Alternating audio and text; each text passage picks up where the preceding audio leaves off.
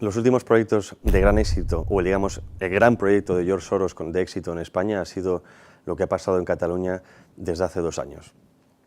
Llevaba años trabajando por romper España, por confrontar España, crear disensión interna, lo ha conseguido, pero después ha tenido un plus, que ha sido Pedro Sánchez.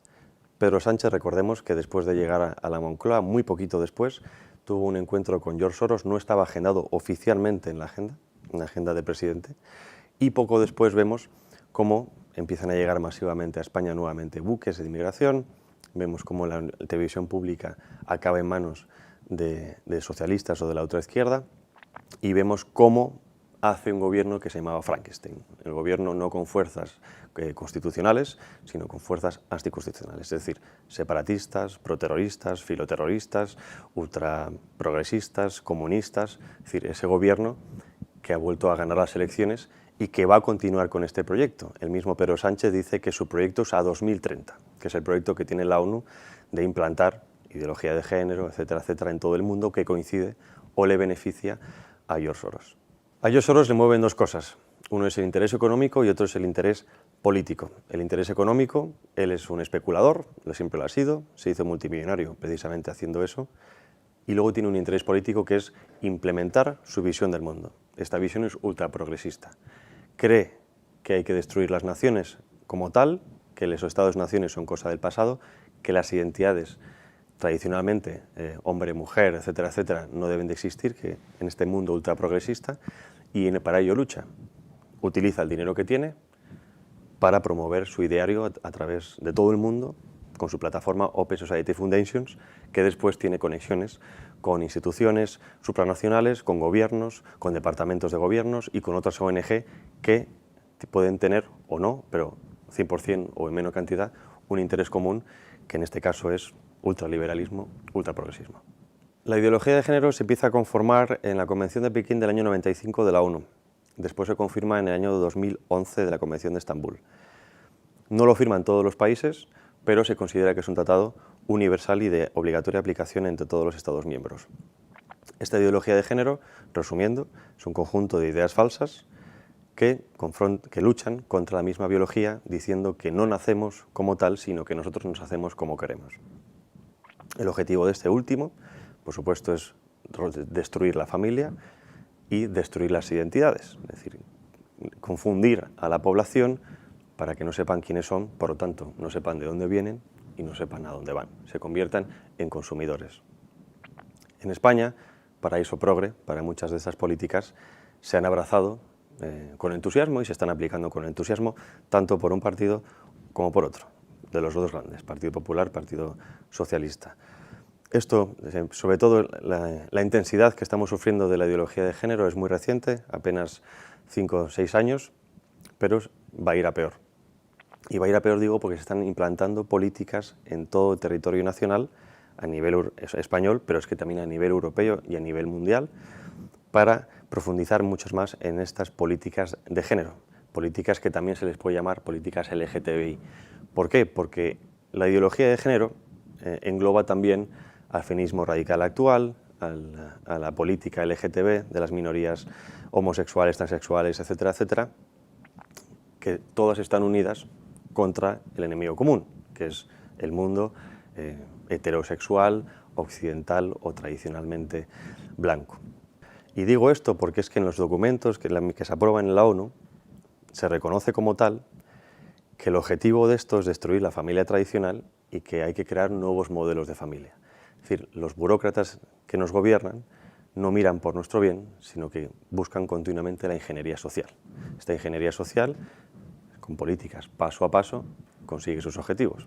Ahora vemos cómo en España tenemos una crisis de natalidad total y absoluta. España es el país con menor natalidad del mundo. La cifra confunde, porque muchas veces utilizan la cifra nativa con la inmigrante, y la inmigrante seríamos el segundo por detrás del Japón, con 1,39. Sin los inmigrantes, tendríamos 0,62 hijos por mujer, muy por debajo de la natalidad japonesa. Esto, al fin y al cabo, nos lleva a una debacle de las poblaciones, a una disminución de la población, que es lo que se busca. En la ONU, además de las políticas de género, digamos que ayudan también las políticas de inmigración. En Marrakech, el Pacto de Marrakech que se firmó el año pasado, antes, en el primer borrador que se coló a los medios, indicaba que la inmigración era inmigración de sustitución, no una inmigración de adopción, sino una inmigración de sustitución. Es decir, se busca de las instituciones supranacionales como la Unión Europea o las Naciones Unidas la suplantación de los nativos europeos por una nueva raza mezclada que no sepa de dónde viene, que no sepa dónde va y que se convierta en un consumidor. Un consumidor sin identidad, sin conciencia propia, es el ciudadano perfecto porque es el esclavo perfecto. No se levantará, no rechistará y no pasará nada. Esto también pasa con la ideología de género porque sirve para destruir, digamos, la estabilidad mental de la población. Aquello que estaba por hecho, hemos nacido hombres, XX, hemos nacido mujer, XY, ahora ya no es como tal.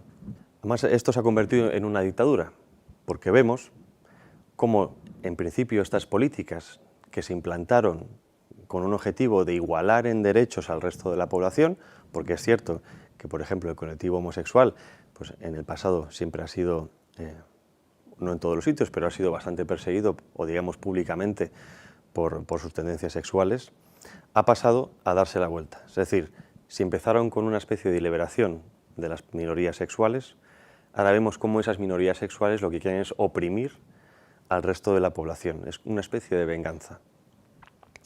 Estas políticas de género vemos que son tan estúpidas como, por ejemplo, la ley LGTB que tenemos en la Comunidad de Madrid, aprobada, por cierto, por Cifuentes del Partido Popular, en la que se favorece la salida del armario de una persona heterosexual o homosexual, pero en cambio, por ejemplo, si hay gente homosexual que sufre por su tendencia sexual, que quiere, de alguna manera, que alguien le atienda, que alguien le ayude, que alguien le guíe en cómo dejar de sufrir por esa tendencia sexual, ambas personas son multadas, tanto el homosexual que quiere que alguien le ayude, como la persona que le ofrece la ayuda. Es decir, estamos implantando todo lo contrario a la normalidad. El problema es que estas políticas no solo favorecen o ayudan a que una persona adulta, digo adulta porque cuando ya alguien es consciente de quién es, en qué mundo está, etcétera, toman, digamos, decisiones conscientes de quién es, también van a los niños. Y este es el gran problema, porque el objetivo principal de estas leyes es la perversión de la infancia, la sexualización de la infancia. Si sexualizamos a los niños, en el futuro esas personas no van a tener ninguna raíz, es decir, van a ser muy fáciles de manipular y, por supuesto, cuántos problemas mentales van a tener. Y digo mentales porque estamos hablando de que están imponiendo o, digamos, recomendando a los niños a que, por ejemplo, en clase se toquen mutuamente los genitales entre niños y niñas, que, por ejemplo, se promueva el hecho de que niños, sean hombres, sean chicos o chicas, prueben a liarse con el mismo sexo para ver qué se experimenta. Bueno, aparte de los cuentos de princesitos vestidos de faldas, es decir, estamos dando un vuelco completo a la educación. En el colegio ya no se enseña, se educa. La educación es de los padres y ahí se está violando otro principio fundamental, que es el derecho de los padres a enseñar a sus hijos, a educar a sus hijos según sus valores. Vemos que estas políticas en España, que a todas luces son una locura, al menos en España todavía no estamos llegando al punto que llega en países como, por ejemplo, son Canadá, en el hecho de que si tú, como padre, no quieres educar a tus hijos en el LGTB, el Estado tiene la potestad de quitarte a ti, a tus hijos, y pasan a ser del Estado. Esto es un ejemplo muy sencillo, pero vemos como, por ejemplo, también en Suecia se obligaba, según una ley, otra cosa es que se cumpla, a orinar a los hombres sentados para igualarse a las mujeres, por el hecho de igualar géneros, porque igualar géneros no es solo... El género es una palabra mágica, porque género no tiene nada que ver con el sexo humano, el sexo hombre y mujer o género masculino o femenino que viene del lenguaje. Pero al aplicar género, creamos un abanico sin fin de posibilidades. Y digo abanico sin fin porque ahora mismo, a día de hoy, la ONU reconoce oficialmente que existen 120 géneros sexuales. Un ejemplo estúpido es vaposexual. Vaposexual quiere decir que ese género es como el humo. El humo está, yo me introduzco a través de él, pero cuando más profundizo desaparece, se convierte en la nada. Te pongo otro ejemplo también, no me acuerdo del nombre, pero era un género la explicación que dan era un género muy semejante al femenino, pero que sale de él, al lado de él, y se proyecta fuera. Es decir, vemos cómo supuestos deseos o tendencias o sentimientos de ciertas personas se convierten en norma. Otro dogma, por ejemplo, es la ley de violencia de género, en el que dicen que el hombre, por ser intrínsecamente hombre, es culpable, y ha de serlo, ¿no? La ley actual en España, ante el testimonio de la mujer, el hombre es siempre presuntamente culpable. Pasa automáticamente 2 días en el calabozo.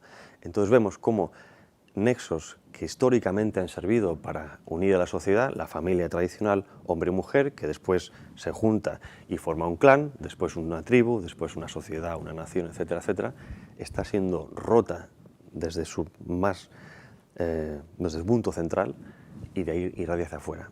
Si rompemos la unión hombre-mujer, rompemos la familia. Si violentamos o sexualizamos a los niños, perturbamos unas mentes del futuro. Si acabamos con esto, acabamos con todo tipo de relación humana normal entre personas, porque ahora se han fomentado las identidades paralelas. Antes las identidades es yo soy cristiano, soy musulmán, soy español.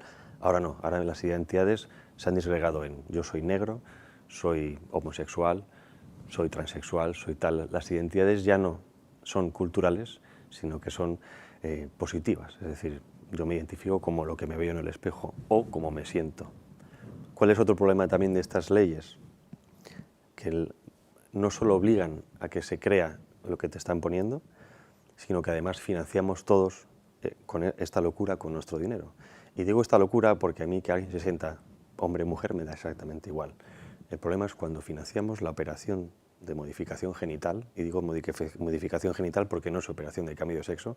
El sexo no se puede cambiar. Yo antes de estudiar periodismo estudié unos años biología, y el hombre o la mujer, desde que nace, es como es. Vienes automáticamente definido genéticamente, intrínsecamente, todas tus células llevan un código genético que dicen que eres hombre o mujer.